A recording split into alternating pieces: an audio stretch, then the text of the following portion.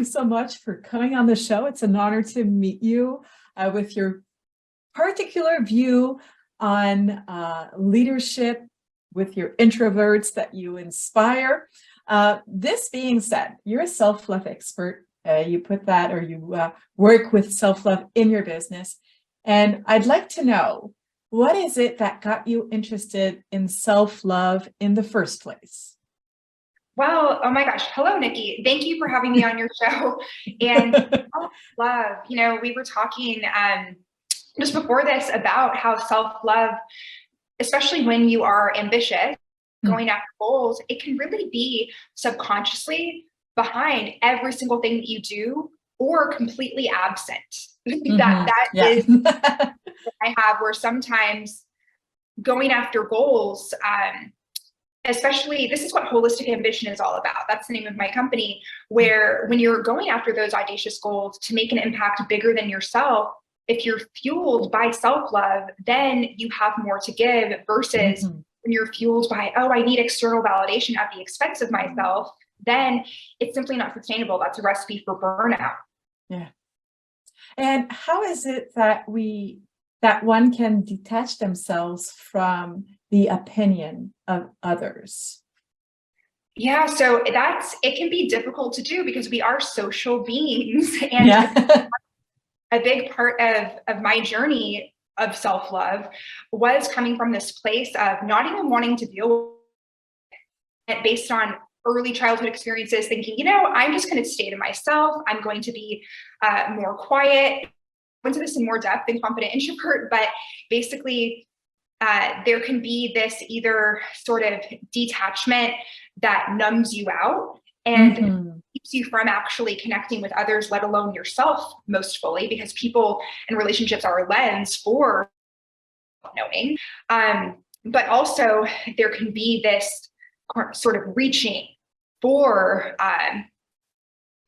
reaching for that validation. So can you please rephrase the question? I want to be sure that I'm on track with it. Yes. So do you have any tricks or tips or mindset shifts that need to be done so a person can detach themselves from having this deep need of getting validation from other people?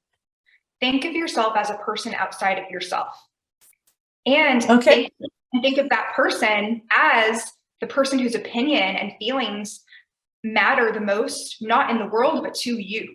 And there can be a misinterpretation of, wow, you're going to think that your opinion is the most important opinion in the whole world.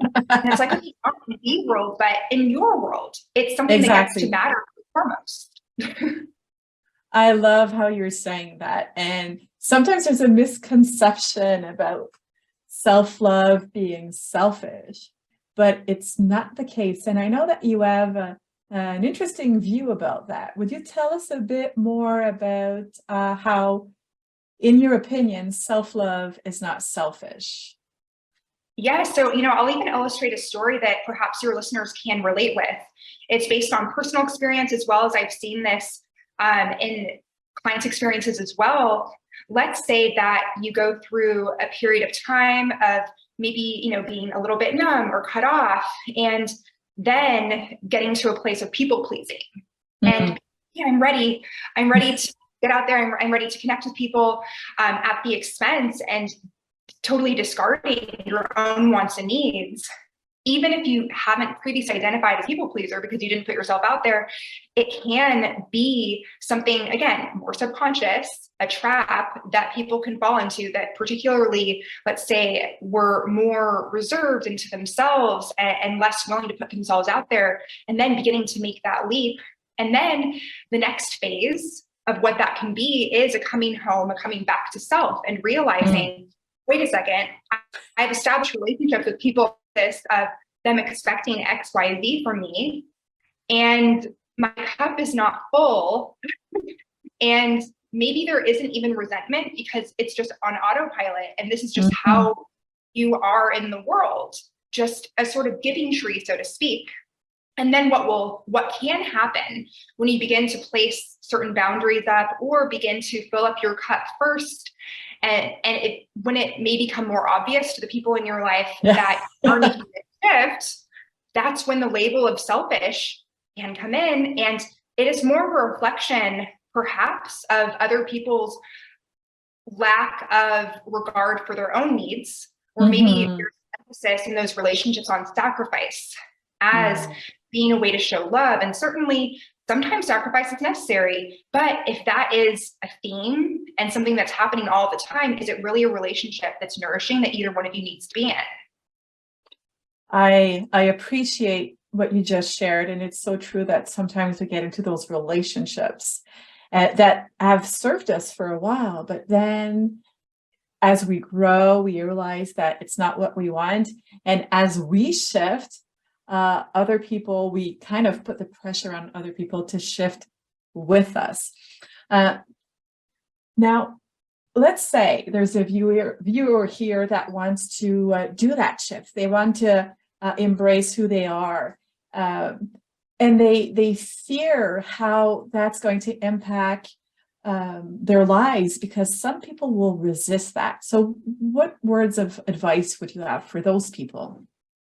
Yeah, so when this shift happens, again, it can happen subconsciously, or all of a sudden you're noticing shifts, but other times it can be more intentional, where to your point, let's say that one of your listeners is like, okay, I'm on the precipice, I am ready to put myself first, but I don't really know what that's like or what the first step is.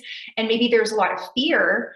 The idea is that we fear the unfamiliar. So it's time to make the unfamiliar more familiar by taking, I'm an advocate of taking baby steps at some time and just jumping right in at other. So for example, when there are opportunities that maybe your ego says, oh, I'm not quite ready for that, or maybe, oh, someone else would appreciate that more. I know that I have experiences early on in life where even winning a raffle, oh, that prize, someone else would need that more than me, or want that. Oh, yeah. Where, again, thinking of yourself as a person outside of yourself, not to disassociate, but to give your own emotional experience validity that perhaps you have not experienced on a deep level before from other people. It has to get to you in a profound way. So yeah, basically taking that first step is making the choice. So congratulations, if you are listening to this and the next step is going from being on the tightrope to just taking a step on the other side and being like, this is my decision.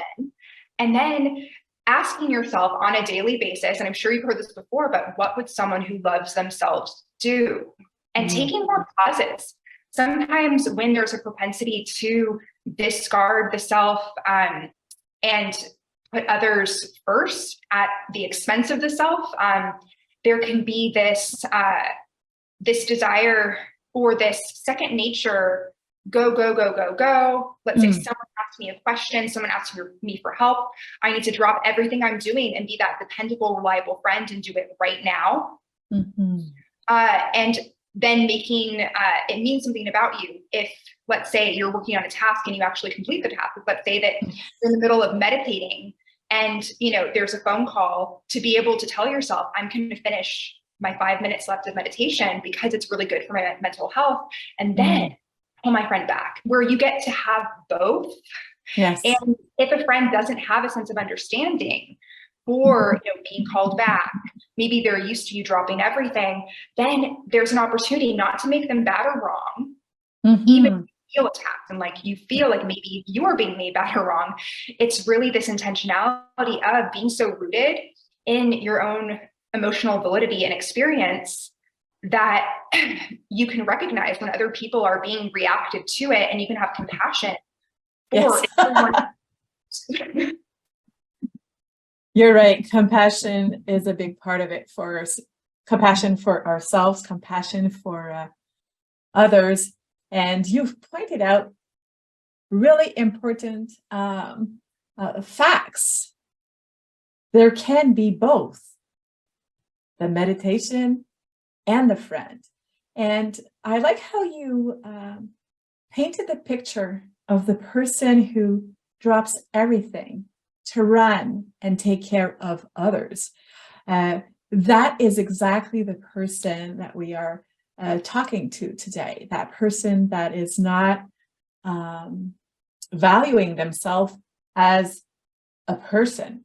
And when you say to take a step back and look at yourself from the exterior, I think this is a great trick to be able to shift perceptions. You did bring up also the ego.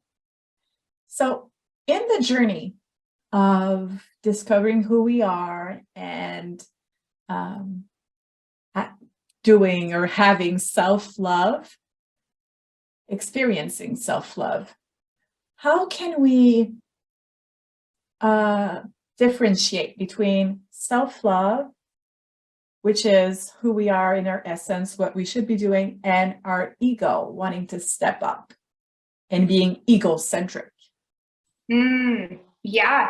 So there can be a fine line between, what is self-love and self-serving and nourishing versus what is egotistical, what is actually creating distance between ourselves and others. Recently over the holidays, I watched a movie called A Christmas Karen, and it's exactly what it sounds like. Okay. and that, if anyone heard about the term Karen, yes, exactly. Yes. Regardless of the politics around it, like what I'm focusing on here is the idea of, someone like a Scrooge, right? That's a more sort of old school term. Someone who is ultimately driven by ego and shuts everyone out, and being able to understand if maybe that has ever been you, if that is you, if you see that in other people. And again, to come back to the sense of compassion, because it's hard to be what you haven't readily seen or experienced. It can be uncharted territory where maybe there's a period of time of loneliness where, these characters have been demonized in a sense and dehumanized, where, that person, goes up to people and says that they're wrong and they're bad. And then there's more distance between that person. Next level here is to be able to have compassion for people that express humanity in all different ways, and having a growth mindset versus fixed mindset, understanding that people can shift and change, but that's their own journey. That's your own journey. So being able to discern between the relationships that maybe you need to press pause on, maybe what that is, having a frank conversation and saying, I understand from what you've shared that you feel like I'm no longer prioritizing you, and I really do care about you. However, it may start to look a little bit different as I begin to prioritize and care for myself more than I have in the past. So during this time of transition that's feeling really sensitive for me, I'd like to redirect my energy and take a little break. I hope that you respect that, because I really do value our connection. That's really, really rich. It's a tip that someone could take and use right now, because you've given us, the words that we could use, or an idea of those words. So clearly you have a deep understanding of self-love and different aspects of life. Could you share with us how you became a self-love advocate and a self-love expert, maybe by mentioning how you integrate self-love in your business? Yes. Okay. So, especially working in personal growth, it's no secret to anyone else involved in personal growth that, personally or professionally, that a lot of the habits that we pick up begin in very early life. So yes. a big part of my journey has been not being afraid to lift the veil and have an understanding of different dynamics that existed before my conscious mind was fully formed. So typically everything before the age of 7 becomes subconscious programming. And then as adults, what gets to be really empowering for us is taking steps to either identify what beliefs are actually not ours, what ways of being we are actually subconsciously modeling from past adult figures in our lives that actually in this modern day doesn't serve us and maybe doesn't even feel good. Yeah. And it can be directly emulating or sort of rebelling and acting in the opposite way. So just having that greater sense of awareness can certainly take you into a dark night of the soul. Yes, exactly. And yeah, and it's not linear either. Sometimes when it comes to doing the deeper shadow work, the subconscious work, being able to hold both the dark and the light of the human experience and not overly identify with some of the darker aspects that, we have either embodied or been met with, there becomes an opportunity to, there's this book, Conversations with God, that, a lot of people have heard of or read. And one thing that struck me in that book was that the author believe in forgiveness. They believe in understanding, because forgiveness is the sense of that there's guilt and there's resentment and you need to just get rid of it somehow or process it. And then there's almost this shaming and, oh, look at you holding on to that resentment. You're only hurting yourself. And when really, if we're able to actually understand our perspective, another's perspective, and to know that at the root of everything is love. Yes. We're trying to get to it in different ways. Some ways are more or less effective than others. Yes. How this showed up for me was being painfully shy and creating a very rich inner world as a kid. And really as an adult needing to get to a place where I felt worthy of connecting with other people and confident, to the point where I became a community builder, hosting events, mentoring people in establishing greater levels of confidence and connection with other people that propel them forward in their careers. That's where the book Confident Introvert, that's where Holistic Ambition comes in. Yes. And I'd say whether, let's say someone listening right now is a business owner or an aspiring business owner, you don't need to necessarily have a personal development business to have this sense of awareness really positively impact the growth of your business and the connection you make. Because once you begin to have these mindset shifts and these reframes and have the conversations that feel a little bit foreign, feel a little bit funky as you're working things out internally, there are people that will have grace with you. There are people who will come into your life that have a understanding to meet you at this new place that you're at.